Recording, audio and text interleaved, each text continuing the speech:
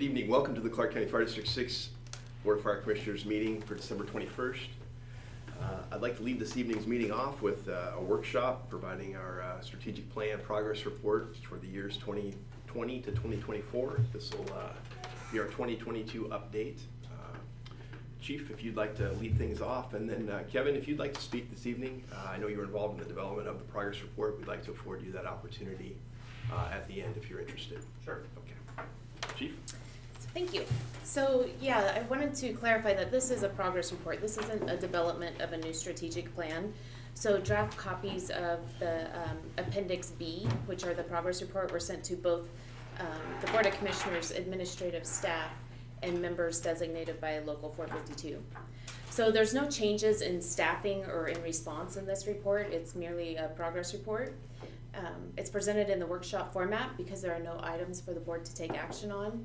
And we don't need to develop another strategic plan till 2025. Prior to that, we would use a more formal strategic planning process like we traditionally see. So this plan was developed in 2020. We're at the halfway point, and so that's why we're doing this progress report. The questions that we asked for the strategic planning process is, where are we now? Where are we going and how do we get there? And this plan outlined those. And everything was modeled around our mission statement, which is dedicated to excellence in protecting and serving our community.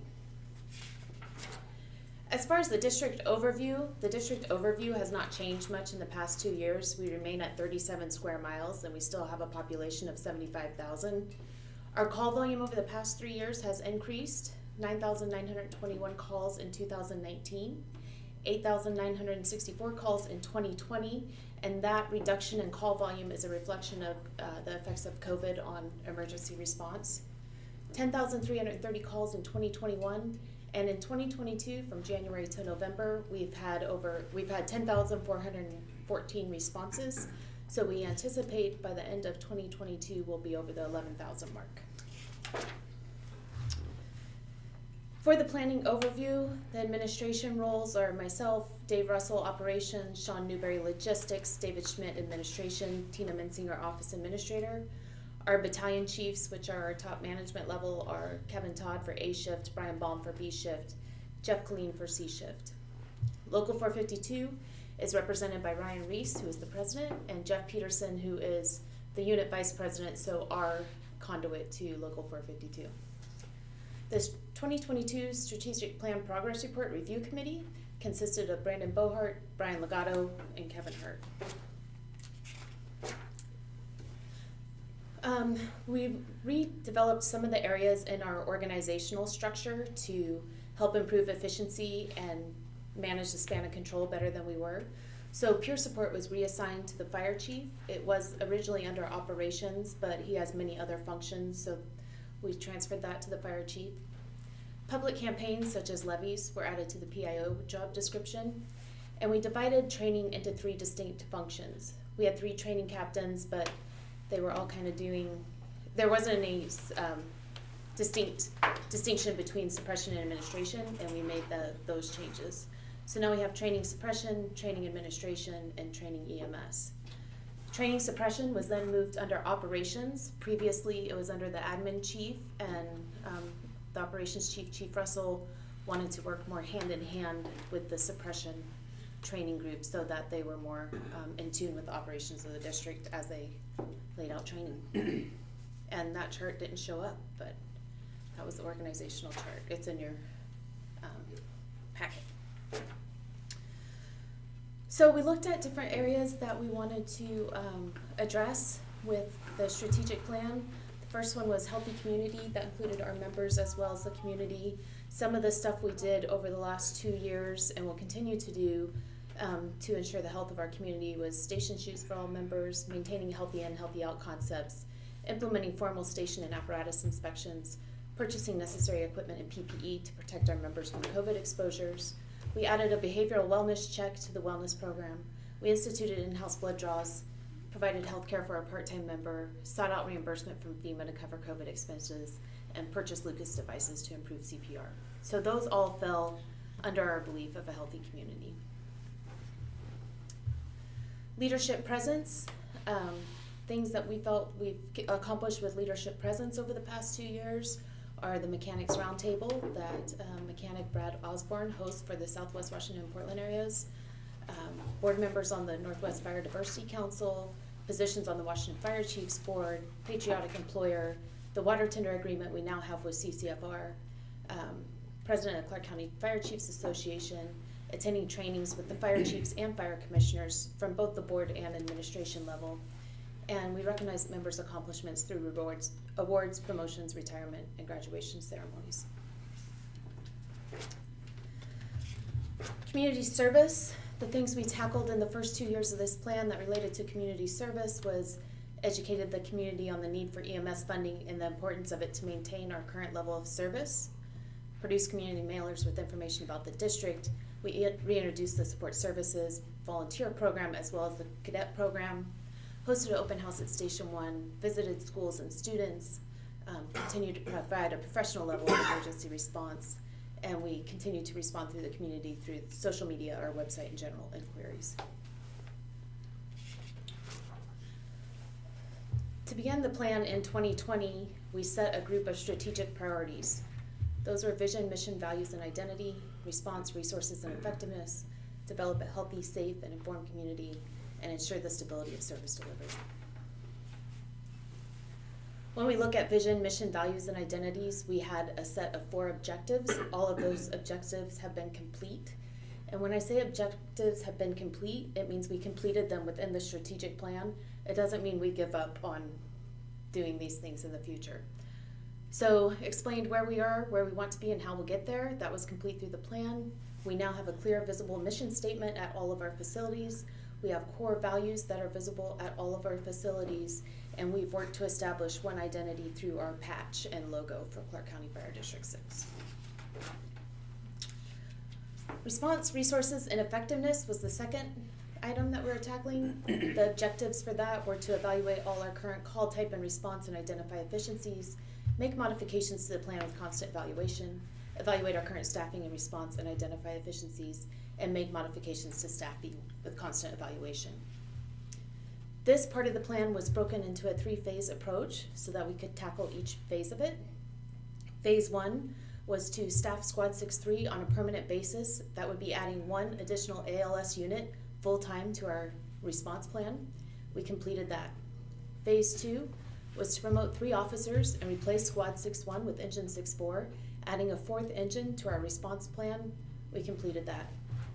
Phase 3 was to purchase and staff a full-time truck company. We have done the purchase of the truck. We have hired the staffing for the truck. We are just waiting for the truck to be delivered, so partially complete, I should say. Staffing, overall staffing has increased from 17-17-18 across the 3 shifts to 20-20-20. This does not include the 3 BCs. So we've increased our staffing in the first 2 years of the strategic plan. Oops, I'm gonna go back here a second. So when we sent this out to the local and the board, we got some comments back from the local. They asked about the feasibility of putting a unit in service at Station 151 to supplement the current staffing. The question was, could this be a trial service period beginning in 2023 and reevaluated in 2024? So as discussed, this is a progress report and there are no changes in staffing or response during a progress report. However, the question of Station 151 is valid, and the response was, it's important to remember why 151 is now being staffed. And the reason why 151 is now being staffed is because there was an imbalance of responses into that area. Essentially, CCFD6 was subsidizing CCFR in their southern area. And that was pulling our response units out of our community and making them unavailable for our citizens. So there is a certain amount of mutual aid that agencies can sustain, but once that becomes unbalanced, you have to look at it to see how you can make that more equal between the agencies. So we cannot serve our citizens to the best of our ability if we are serving other districts disproportionately. We constantly evaluate the Station 151 response. It is now staffed 1/3 of the time, and our mutual aid is balanced. So when we meet with the FFB and monthly for the commissioner meetings, I show you our mutual aid response, and we're showing a balance, which was the intent of the original 151 discussions. We are also meeting our 90% response time compliance. in the district. So the Board of Representatives and Chiefs meet quarterly to go over the operations of that area. And when we have those meetings, we look at areas where we can make efficiencies. Both CCFD6 and CCFR are very committed to Station 151 and the area that it serves. The operational costs of that facility are split 50-50 between the two. And so we help financially support that station at this time. To continue discussion, the local felt with the passage of the levy lid lift in 2020 and the EMS levy renewal in 2022 that perhaps there were excess of funds that could be used towards increasing the staffing at 151. So the levy processes, as we know and we work through them, can be confusing. We outlined specific reasons that we asked for the fire levy lid lift in 2020. The voters overwhelmingly approved that lid lift, and we asked for it for the following reasons that were outlined by the board at the time. Those were to remodel Station 61, purchase apparatus, which included 2 engines, 1 truck, 1 command vehicle, and 1 training vehicle, to hire a 3rd training captain position, to develop an officer development program, and to hire 10 personnel.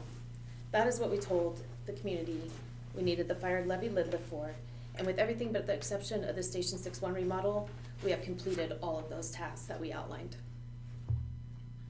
As far as the EMS levy renewal, it's just that, it's a renewal. So our EMS levy funds all the paramedic positions for the district, as well as anything related to EMS and emergency medical response.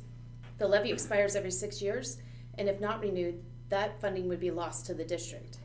In 2022, the district overwhelmingly passed EMS levy renewal, which allows us to continue to staff and provide the same level of service.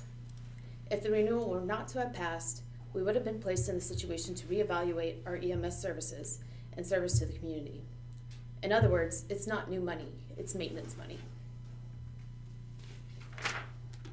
So that's all on response, resources, and effectiveness.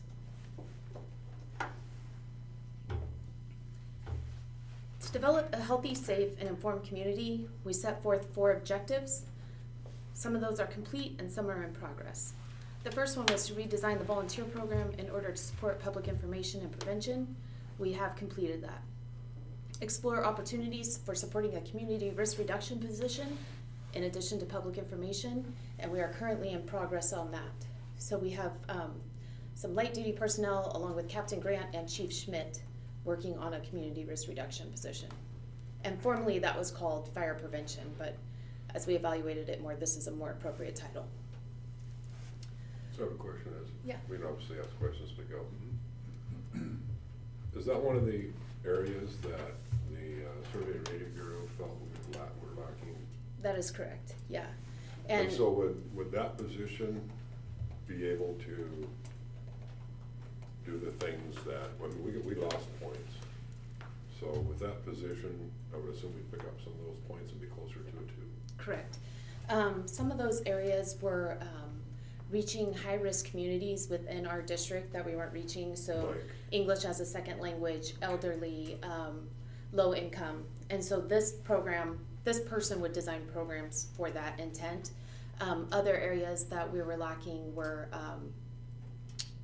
pre-fires, and so they could help with that, with pre-fire inspections. So it's really looking at all the risks in the community and addressing those needs, and those were areas that we lost points with survey And how would they interact with the fire marshal? So we'd They have to wouldn't be do the fire marshal's job.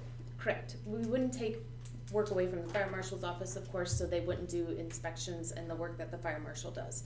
But they would work hand in hand with the fire marshal. So, as the fire marshal identified what are our causes of fires, then they would work with that community risk reduction person to help. Let's say cooking fires was our main cause. They would work together to reduce that risk. So the fire marshal could help identify those risks within our communities. Thank you. But kind of unrelated, do we have, what is our second language pay or second language incentives? What do we have here as far regarding second language and reaching those? Currently, we don't have a second language pay incentive. Okay. Do we have members that speak a second language, or?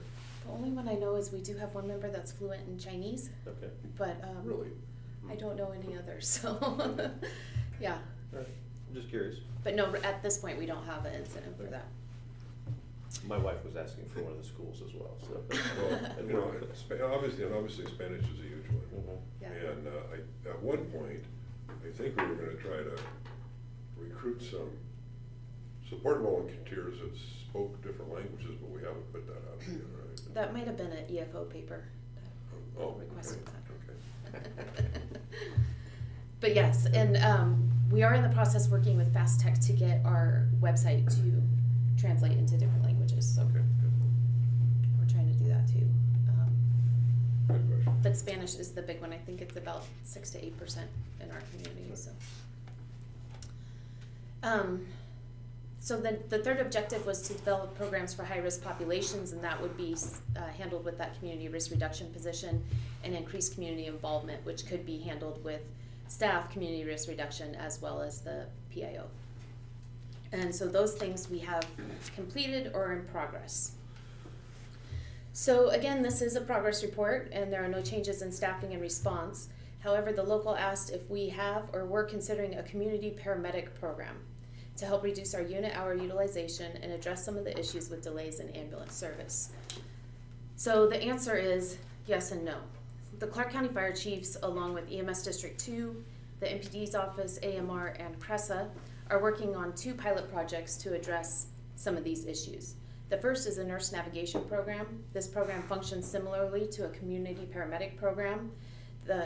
So in essence, when people call 911, if they're not having an emergency need, they would be transitioned to this nurse navigation line who could help them with doctor's appointments, getting prescriptions, minor needs that they may have that are not emergency response.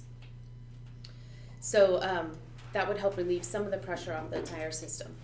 We are also working on a BLS program. This would allow low acuity calls to be transported with BLS units, leaving the ALS units in service and more reliable. Because EMS District 2 is covered under contract and there are parameters within that contract, these are not easy, quick fixes.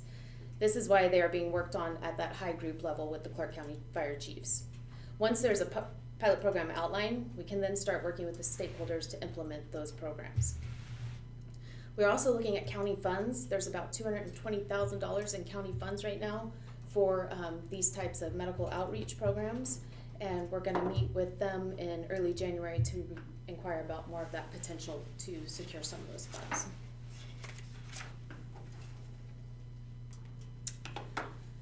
Ensure the stability of service. There were 6 objectives for ensure the stability of service. Those are complete within the strategic plan. So the first one was successfully secure a fire levy lid lift for the August 4th general election. We did that. Evaluate the current facilities, address needs, and identify improvements. That's been completed. Evaluate the current fleet, address needs and improvements, adopt a formal apparatus replacement plan. That's been completed. Evaluate current training practices, identify needs, and develop programs. That's been completed. Build relationships with all the stakeholders, complete, and plan for an EMS levy to run in the fall of 2022 election. That is complete as well. Oops, sorry. When we looked and evaluated at ensure the stability of service delivery, the question was asked on could we transport high priority calls from the fire department. So AMR is the ambulance provider for Clark County, with the exception of Camas and North Country EMS.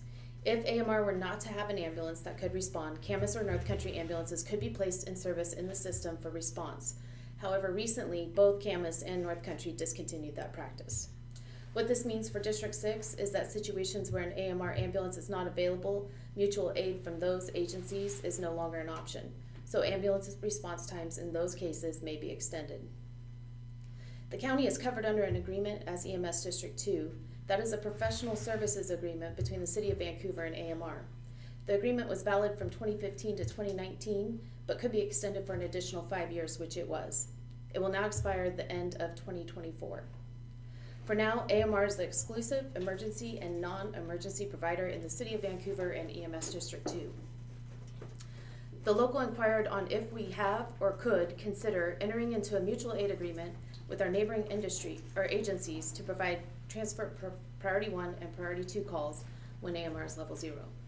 The answer is by the ambulance services agreement that we can't. However, There is the ability to evaluate pilot programs, which is why the chiefs are working with AMR, the MPD's office, and CRESA on a BLS pilot program. We all share the same concerns with the local and are working towards some relief within the parameters of this agreement. Just to note, AMR has a compliance goal of meeting their response goals 90% of the time, and they do that regularly. That is not to say that our crews don't feel the calls where they are in excess of their response times. Also, there is not a response time compliance goal related to the Level 0 agreement.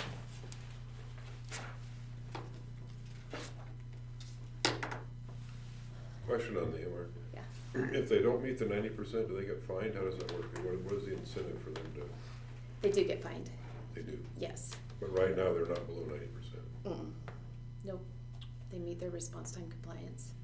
It's been a while since they've been fined, but I'd have to look up the exact month. Is that one of those things, is it an evergreen contract where it renews automatically? Every few years? No, so it was a 5-year contract that they could get a 5-year renewal on, which Okay. CRESA board approved. And then after that, it will expire at the end of 2024 and have to go back out for bid. Okay, then the reason I ask is just, one of the things in the industry we've seen is that if those contracts are not updated based on population and call volume, then they get to meet their response time criteria based on these numbers that are 10 years old, while the population and call volume is through the roof and not relevant to today, Yeah. so that's what I was asking. So the pilot program is, I'm not sure I understand. If they're level 0, they'd have a BLS ambulance they'd put in service. Well, If it's a priority 1 or 2, we take somebody off an engine on the ambulance to help transport them, is that? so what originally has been discussed, but there's a lot of questions to it still, is that they wanted to put BLS units into service in the system. Keep the same amount of ALS units, so not take away from the current ALS service, but add additional BLS units. If a call came in that was a low priority call, they would send a BLS unit to that call. If that BLS unit got to that call and it ended up being an ALS call or needed ALS intervention, what AMR originally proposed is that fire would get on that ambulance and respond or transport the patient into the hospital. That's where the fire chiefs are having the discussion. There's also a lot of discussion around the billing parameters. We don't want them billing ALS service for fire medics on the rig. So there's a lot of questions, but it's essentially putting BLS units in addition to the current ALS units into the system so that we can relieve some of the pressure. Would AMR bill, or would AMR bill and then District 6 will get the revenue So for that? those are the things that haven't been answered by AMR yet that we're working through with the chiefs, Yeah. so. The reason I ask is I know an employer who's recently engaged in that in a close jurisdiction, it's been $260,000 in fire department transports that the private ambulance has, that basically the public has billed, the fire department has billed Yeah. instead of the privates. So I would wanna make sure that if our members are doing that work for our citizens, that we would be receiving that compensation, not the for-profit ambulance company that's not able to meet their criteria. Yeah, and all the chiefs are in agreement Okay. with you on that, and those are the things we're Would working we, through. I guess my question is, would we charge, since we're getting an EMS levy, EMS money, would we charge or only let AMR charge for BLS? So that's one of the, I'm sure that you're talking about that, okay? Yeah, Okay. we, Because our citizens are already paying EMS, so, yeah. I guess. the And that's insurance where it would be- gets tricky because, I don't wanna complicate it too much, but Vancouver's kind of their own entity, even though we're all covered under the same working agreement. So Vancouver could easily say, we're gonna enact this pilot project, and it's easy for CRESA to take those Vancouver calls and make those changes. Where you get into a little sticky situation is EMS District 2, which is us, Clark Cowlitz, and District 3. For us, it's harder to piecemeal, so we all have to be on the same agreement, and then we have the issue where we have one of those agencies that doesn't have an EMS levy. So those are all things that we're working through at the chief level to make sure that we treat all of our community fairly. So, but we do recognize that there's a problem, and we are actively seeking ways to alleviate that problem. Chief, you mentioned a level 0 agreement. Is the contract that's currently in place, are there benchmarks or are there review periods, or is that contract what it is for that period of time through 2024, say? It's on an annual review. It's on an annual review, Yeah. so. Yep, so every year, Chief Blue or the Chief of Vancouver has to present a performance notification to the City Council of Vancouver, and it's reviewed annually. Can you explain what the level 0 agreement is? I mean, that's the part that becomes concerning, is the amount and the impact that piece has. It is alarming that partner agencies are no longer willing to support the system of which we have, or we rely upon mutual aid from, say, North Country or Camas, is to fill in those gaps when they occur. Yeah. But it sounds as though we don't really have a contingency in place. If that continues, if there is an uptick, Yeah. I mean, short of putting people in fire engines and taking them to the hospital. Yeah. I mean, it's kind of alarming to know that, because they're taking care of their own dirt, Right. right? So they're strained. Yeah. And that's what we're working on, is these contingencies, Yeah. because we had an incident specifically in District 6 that we don't want to happen again, where we had to, get a supervisor to bring an ambulance and our people in the back of the ambulance. We don't want to be put in those positions. Yeah.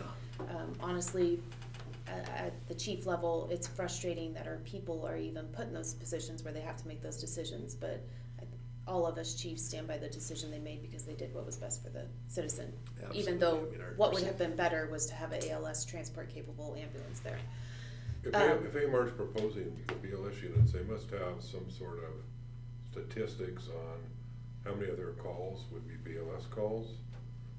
In theory, let's say a third of their calls would be BLS calls that the BLS card takes care of, that should free the ALS cards up to go to the 1, 2s, and 3s, and 1 and 2s. So in theory, and obviously one will slip through the crack, and that's why they want to cover the bases. But looking at statistically, it should take care of a lot of the problem, and that's my gut feeling. And we are pulling all the statistics. That's happening all through the MPD office. They're modeling it after Central Pierce and King County models, which use that Very BLS ALS model. So they've been working with the MPDs up there. There will be some protocol changes that will need to happen. There's some billing issues that need to happen, I don't know agreements what need to those are. happen, so it's a long, convoluted process. Back to your level 0 question though, there is nothing in the services agreement that addresses level 0. Where we get into a conundrum where we feel like level 0 is happening all the time, every day, which I'm not saying that it's not, but often as soon as AMR goes to level 0, it doesn't mean they can't release a unit, it's just at that point in time, there's no ambulance that's not assigned. Yeah. And so that will push out a message to CRESA that AMR's level 0. So if a call were to come in, technically AMR would release somebody from something else and respond, but CRESA gets those as soon as they go to level 0 for any period of time. So they are at level 0 a lot, but if you're just reading the, is it First Watch?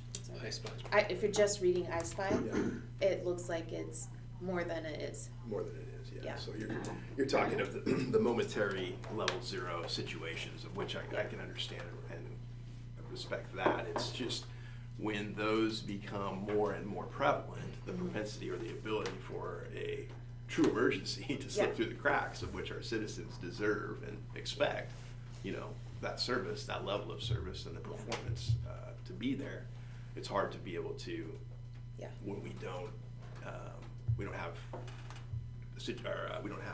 fail safes in place to deliver that service, of which is Yeah. expected. So- And we fall mostly, the majority of our department is under our urban coverage area, so we fall, AMR needs to arrive on scene within 9 minutes and Yeah. 59 seconds is most of our area. And so, like I said, they have to meet that 90% of the time, which they do. Mhm. But those outliers, it definitely hurts when you're the ones on the scene with a critical patient and Yeah. you're the outlier. So what we are doing is through First Watch, we're tracking those calls that are longer than 9:59, Mhm. and so we can see those. I take those back to AMR at the chiefs meetings, and we go through them and why this, why this, why this, why this, and that helps us identify what the problems are, so that when we're running these pilot programs and developing these programs, we can use those parameters to. Do the address. fire chiefs affected by EMS District 2, do you meet monthly, or is it, what is the regularity to those meetings and discussions? Or? So all the fire chiefs of Clark County meet monthly, the first Thursday of the month, and that's where we have those discussions. Those meetings are scheduled for 2 hours, but they're usually about a 3-hour meeting Okay, no, by the that- time we get through all the EMS stuff. But Okay. Yeah, and then we have small work groups where often, like we're working on some impact fee issues, and so the chiefs working on that will meet an hour before the regular meeting and go over Okay. special things that they're working on. Thank But you. it is monthly. And then the ops chiefs also meet monthly and go over the same Same thing. stuff to a different extent, but, Thank you. yeah. So being the old guy here, I have to throw up history. Okay. And literally throw it out. All right. Back in the late seventies, early eighties, we had no ALS personnel, Mhm. and we were waiting 15 or 20 minutes. Right. That's why we passed the first EMS levy. And I guess today, sometimes we have to wait longer than we would want, but obviously the citizens have told us they want those ALS units on the scene. Yeah. And so we're fortunate to have those people on the scene. If we're waiting a little bit longer, because there's stuff that they can do that if we weren't ALS, we obviously couldn't do. So kudos to the public, at least we have a stopgap ALS instead of just EMTs on the scene that can't do certain things. No offense, Chris. Yeah, the system is not working right, I understand that, but it's certainly nice, and Secretary Taylor was actually one of the first medics we have in the district, so he knows the Yes. history of that, but thank you to the voters for allowing us to provide ALS, because in these kind of times, it makes a lot of difference. Yeah, you're right. Yeah. Thank you. Okay. All right. Was that a shot at Commissioner Piper? No, he's actually an EMT intermediate, he's pretty big. Not as a medium. Yeah, yeah. So, again, we're not adding additional staffing with this strategic plan, but we do have some staffing replacements that we need to address. We know that we will have 7 known vacancies in the fall of 2023. 6 of those are shift personnel and 1 is a part-time personnel. We could have a potential 5 more vacancies. So we're looking at an academy anywhere from 6 to 11 in the fall, or hiring in the fall, academy start January of 2024. So that will be filling the vacancies that we have. So of course, I have a money question. If we have that many vacancies for the part or most of the year, are you concerned about time and a half to fill those spots? So these vacancies are what we anticipate all through 2023. So Okay. they're all going at different times, like some of them are December 31st, 2023. It's just we know that they will happen within the next year, so we're not short 6 people, right? We're not All short at 6 once. people January 1st. Okay. Yeah.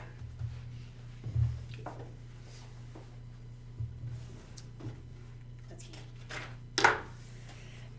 In the original strategic plan that we presented in 2020, there was an apparatus replacement plan, and we discussed the need to push that up based on what we were seeing in mileage and hours on our rig. So this went ahead and pushed that up to 10 years frontline, 10 years reserve. However, we will continue to use a cost of ownership model with a service time model. So if the cost of ownership is still good in the rig and it goes over the service time, we will do that. But this is the goal, 10 and 10. We budgeted for apparatus purchases in 2023.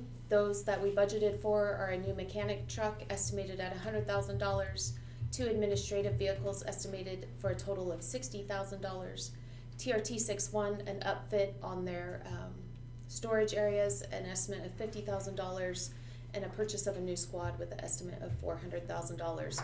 All of those purchases are included in the 2023 budget.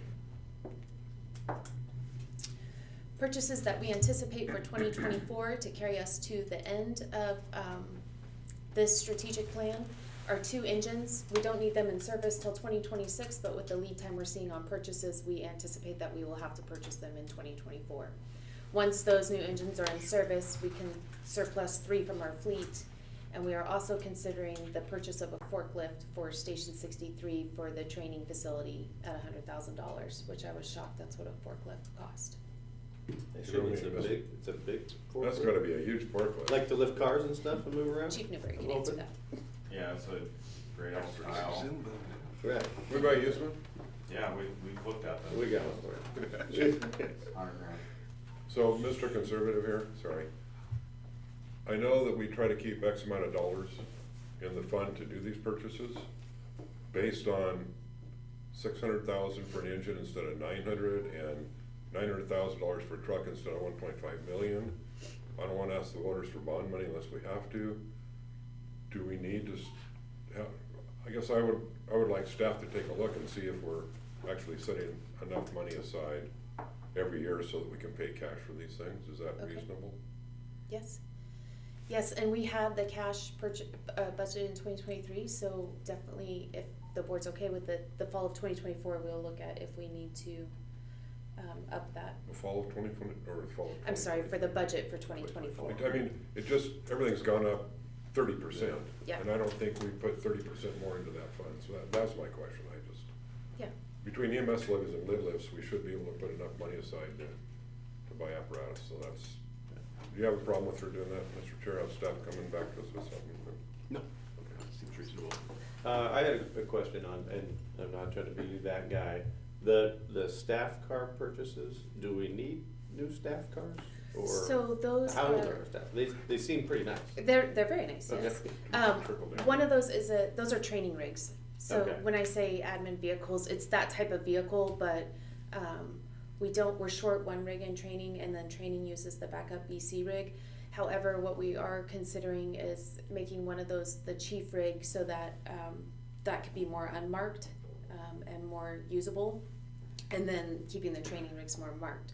The other thing that we're considering is allowing the trainers to take the rigs home again, because they haven't been doing that for a while, and so that would give them the current admin vehicles with the light package and the markings to take home and Would respond they back to then be like calls. a safety officer on the scene with like on a call? That would be up to ops, but Okay. he wants to put them back into play if they Gotcha. can. So it's we're short a training rig, and one training rig is the old Expedition, and so they're kind of getting all moved around. So we have 2 old Expeditions, right? We have 3 What's in older, front. like it's one? 3. So 2 of those would go away with this purchase, so there's a trickle-down effect and the oldest ones go away, is that? Yes. Yeah. It's okay. to Yeah, do so that, when but I say- I'm the one's worried about money. I know, I don't wanna spend $100,000 on a forklift. that so- old 20, we gotta replace that. That's a nice, don't we have a forklift? We do, but it's really old and it's Doesn't work well. You gotta be able to lift cars. It needs to be fixed and quite turn them often. Oh, for and extrication and extrication all this stuff. and put them all together. Yeah, so We I- have one Go ahead. forklift here, right, that is still serviceable for what we use unloading pallets and that sort of thing, but we need, the second one is for It also 62. requires a very heavy tow truck to move it to other stations, which we did for the academy. You can't just tow it on a normal flatbed truck, it's that heavy, so, Wow. anyway. Does Brad's truck do that? We actually have to tow company, TLC, the heavy Oh. mover. but, we cannot move it on. If we had a building to store it in, I'd be, All right, hold on. So I should say day personnel cars. Okay. Yeah. And Oh, look then at that. that's not ours, that's Dallas, but that's what we'll get in 2025, which has already been purchased. So that will be in the next plan. This is the updated calendar for the strategic plan, so you can see, we outlined what we wanted to accomplish and the timelines that they were to be accomplished. You can see that we're moving through the plan really well. The few that are in progress are the Station 61 remodel, the Explorer Fire Prevention, which we now are saying is a community risk reduction program. The Truck 63 plan and training, it's in progress. We've done the planning. They're starting the training, planning, and we purchased the truck, so we've gotten some of that done. And then Truck 63 in service will be our last item, and that will carry us past this plan into 2025, unfortunately. But other than that, we've stayed on target and gotten through all the objectives that we outlined. Great. And that's the end of the presentation, unless the board had any. You anticipate the development then of a successor strategic plan beginning in 2024, is that what Well, yeah, you anticipate? if you guys wanna have a strategic plan, this one will be Yeah. done, and so we'll have to develop a new one, yeah, Okay, this is good through the end of 2024? end of Okay. 2024. All right. is there still a possibility of a used truck out there that we could use for a couple of years, or have you heard back from? We're first on the list. Yeah, I'll probably reach back out in January and just let them know we're still here, Okay, still interested, so. it'd be nice to have a used one to train on. So, Reserve. Kevin, you have some things you'd like to talk this evening about or address, or Brian? Yeah, Sorry, I missed you back there. Sorry. Thank you for the opportunity. We submitted what we thought. We were asked to take a look at the strategic plan.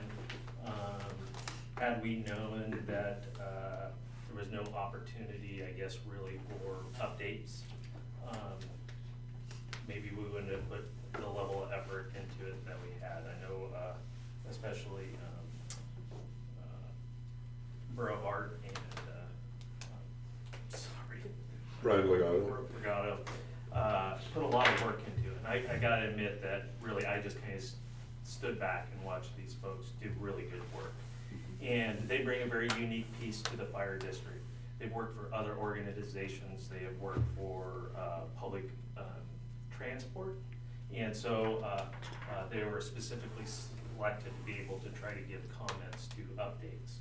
I have seen some updates in it here, right? We're talking about needing to order apparatus sooner. So this isn't just a recap of the year, but there are some updates into it. So it seems like there is room to tackle some of these things. When it comes to Station 151, I have actually had a fair amount of contact with folks that live in that area. I do the political work for the local and attend quite a few fundraisers and so forth. And I had an opportunity to talk to some people in the area. When you ask them about it, it's interesting, right? They live next to a fire station and they're paying in part for a fire station with somebody else. And so there's always these interesting questions of kind of why do I pay an equal amount, yet somebody like in the Salmon Creek area who lives equal distance from that fire station gets a different service level. You know, it's pretty easy for us to explain as we deliver the service. But the thing that I'd like to draw attention to today, and especially what Chief Maurer said, is that regarding the EMS levy, that these aren't new funds.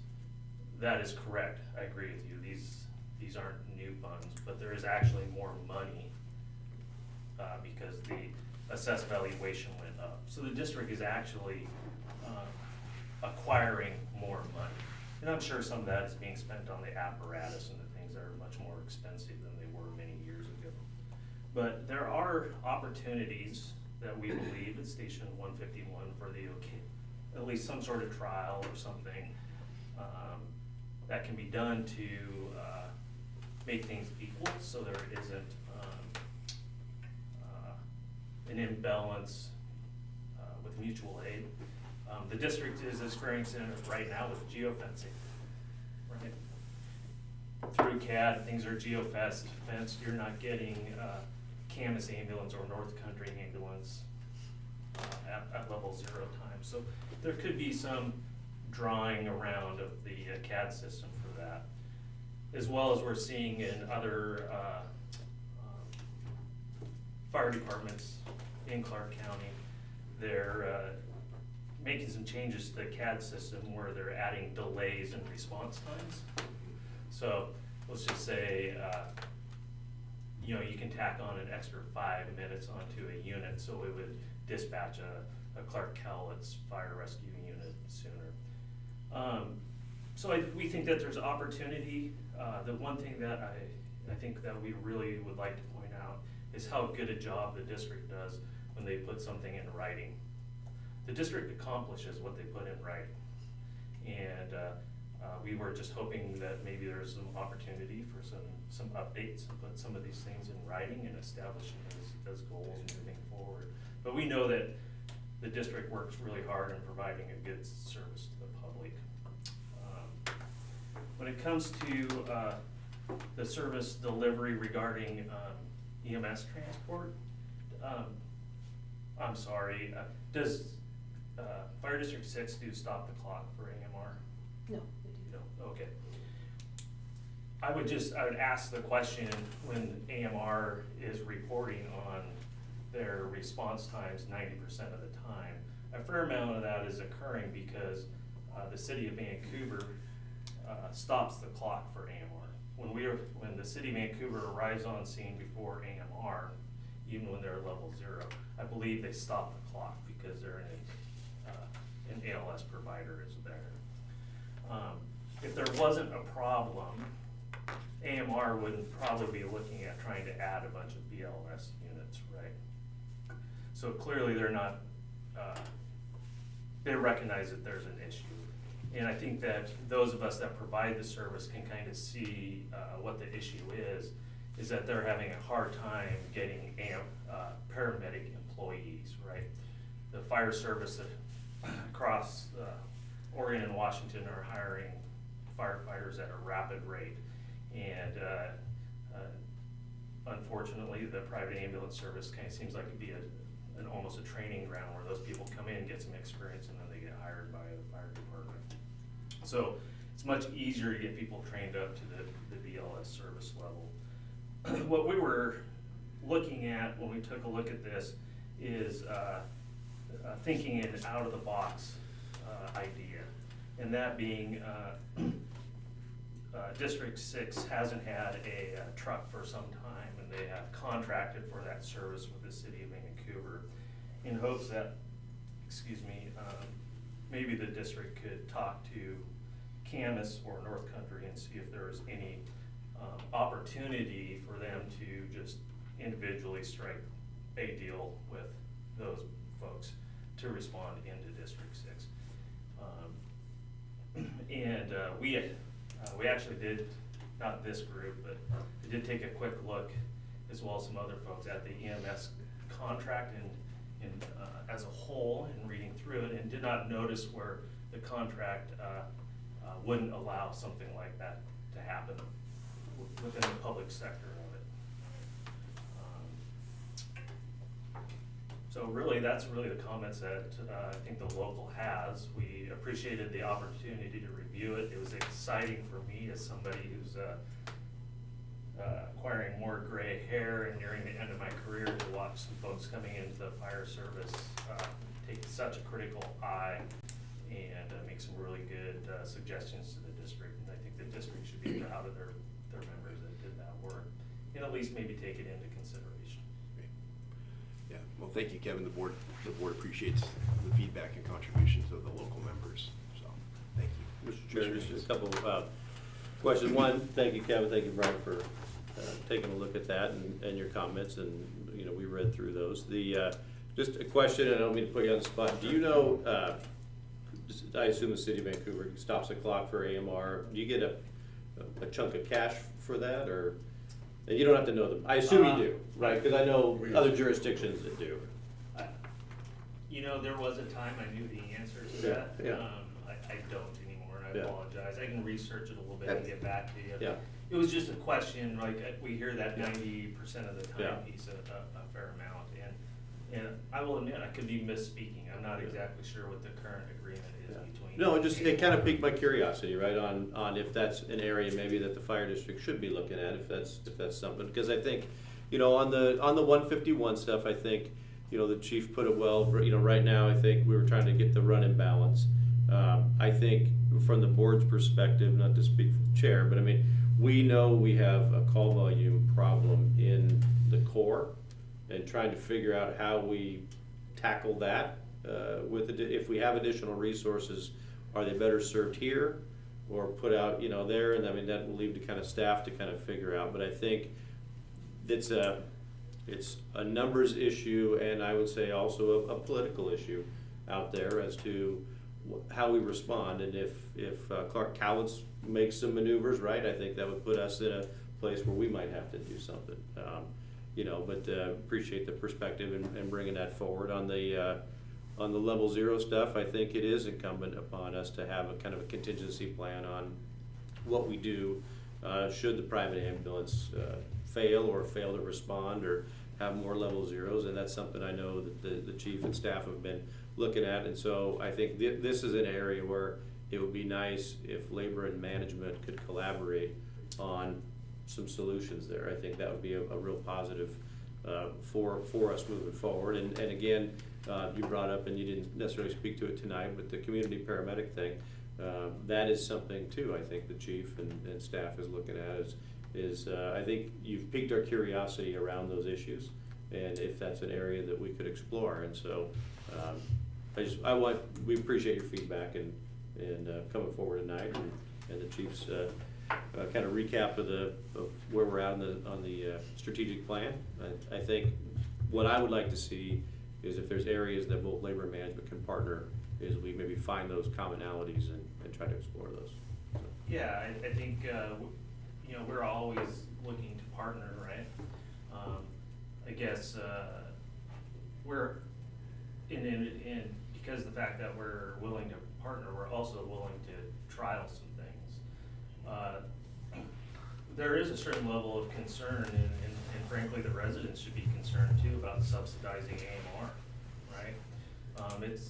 Well, the person that gets, the District 6 paramedic that gets on the BLS ambulance to transport the patient to the hospital, that resident is getting incredible service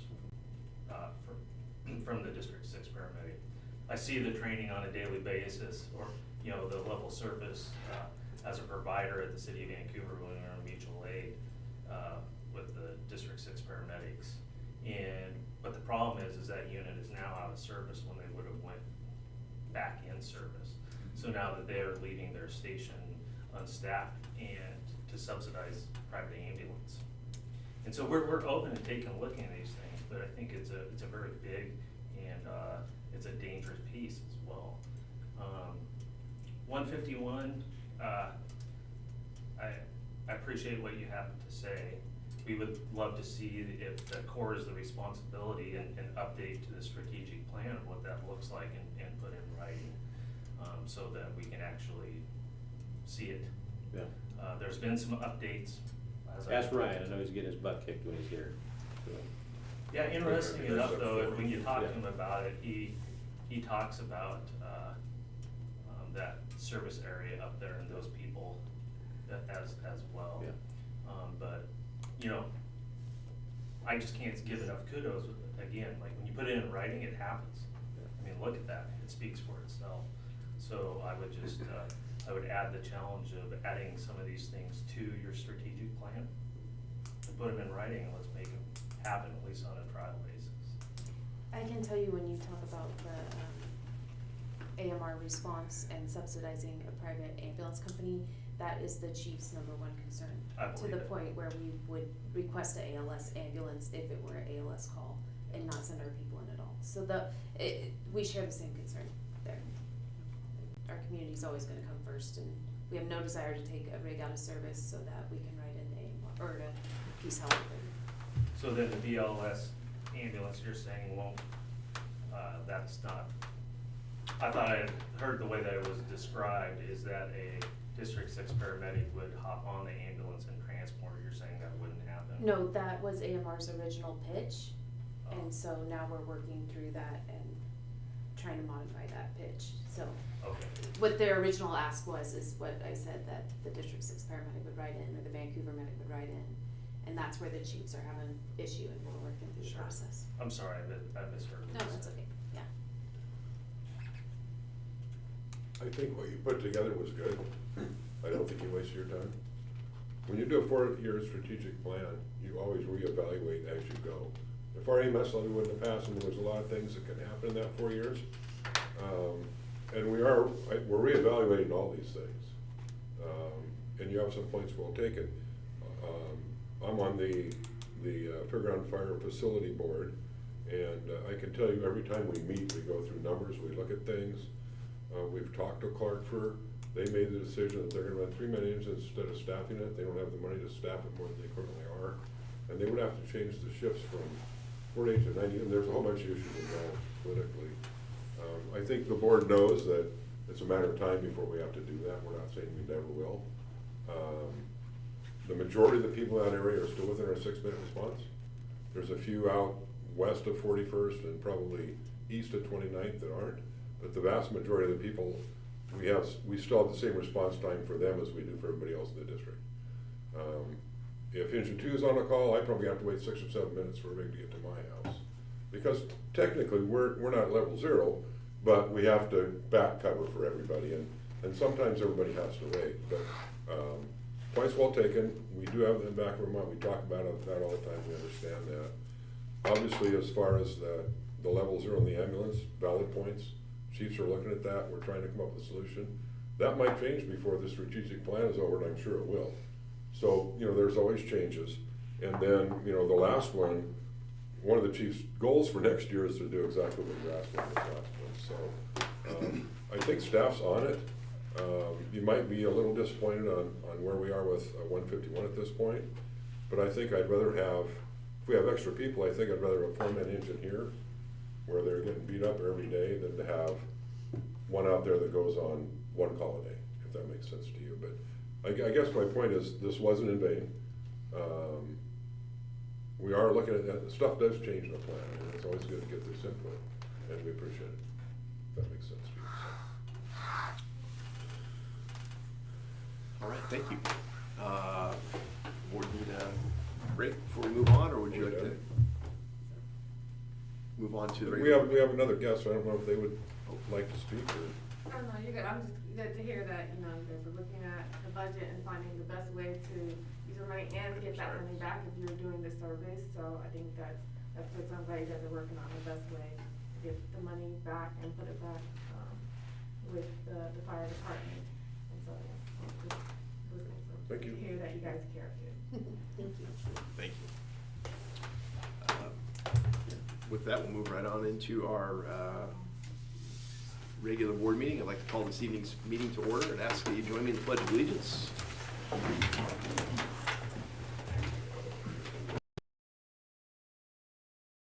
States of America, and to the republic for which it stands, one nation, under God, indivisible, with liberty and justice for all. Thank you. No comments? No. Okay, thank you. In our hour-long workshop. At this time, I'd ask for any additions to the agenda. None here. None here as well. We'll need to read and approve the minutes, post as necessary, our December 6th board meeting. So moved. Second? Moved and seconded. All those in favor? Aye. Aye. Thank you, gentlemen. Correspondence, I didn't see any correspondence included in this evening's packet. None. All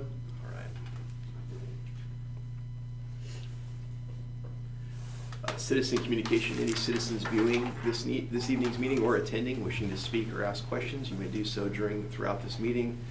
The online presence of YouTube will be monitored throughout, and those questions will be answered by the board. Good. Committee reports, health and safety report, Chief Russell. No report this meeting, Commissioners. All right. Same sign. Risk management, all right. We meet next week, Chief, I think we do, I'll look at the calendar. Yeah, I think we do.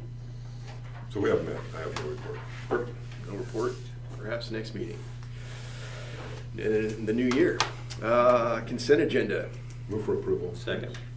It's been moved and seconded. All those in favor? Aye. Aye. Thank you. Chief's report, November 2022 overtime summary report.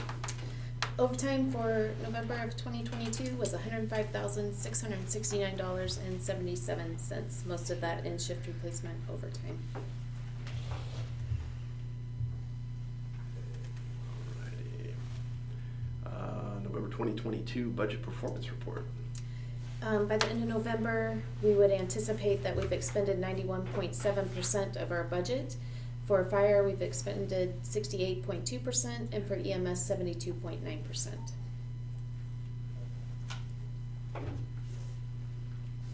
Alrighty. I see nothing listed under old business this evening. Any questions? Is there a facility report? There's no facility report tonight. We don't have building permits. Okay, thank you. That's all I wanted. God bless the county. You got one in there, the other report in there. God bless the county, right? Still waiting, right? 2023. Moving on to new business, officer testing process. Recently, the district concluded a testing process for acting captains, or for captains. Nine people were successful in the process, so, yeah. We anticipate we will have a captain opening beginning March 1st. So, Okay. good list to be on.